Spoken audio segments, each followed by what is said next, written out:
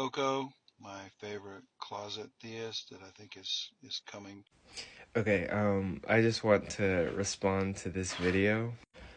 First off, Dr. Truth, I love you, man. I really love the kindness that you've shown me and like the patience that you've had with me, and like you've been sending me books and links to help me like study Christianity, and like I really appreciate it. I think it's funny that like people call me like a closeted theist. Despite like all the rough hardships I've had with Christianity, like part of me just wants to like understand like what they believe in and like give them a chance, and like if it all makes sense and you can logically explain it, I would just like to hear it. And I want to find the best idea. I want to let the best ideas govern my life, and I don't want to like be the kind of guy to not really like understand where people are coming from or understand their positions. That was done to me whenever I was leaving Christianity, and like Christians weren't trying to understand where I was coming from and the hardships that I was taking part in, and like the things that didn't make logical sense in Christianity that I was struggling with.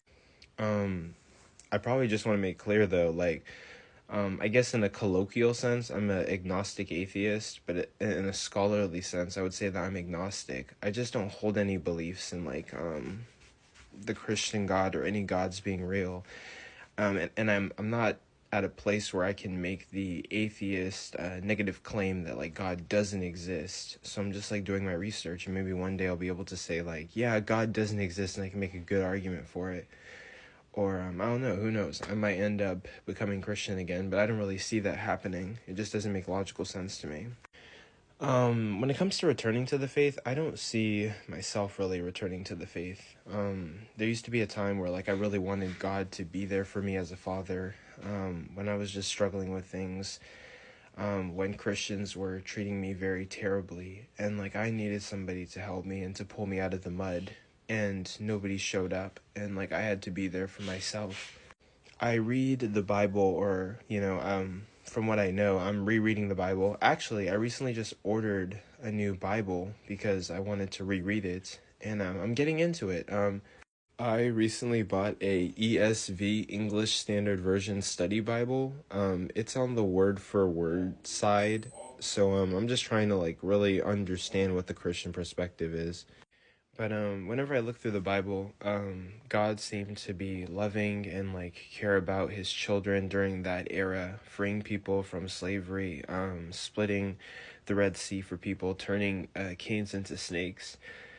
He cared for those children, and he was there for those children, and those children would cry out to God, and God would rip open the skies to get to them, and it was just in a sense, a sign of true love and willing to like break the world open for his children.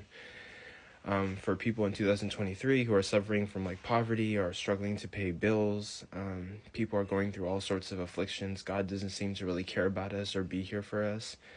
You can make a good argument for deism. God is not a personal God. He's just not here. When I needed him in my toughest of times, dealing with like mental health and losing a girl that I really cared about, God wasn't really there. I needed answers. I was begging for him to show himself to me, and he never did. Um, so when it comes to debating about Christianity and religion, a lot of people have been telling me recently that like I tend to use very emotional arguments. It is an emotional thing for me. There was a lot of emotion and like heartbreak invested into Christianity, and Christianity kind of just like let me down.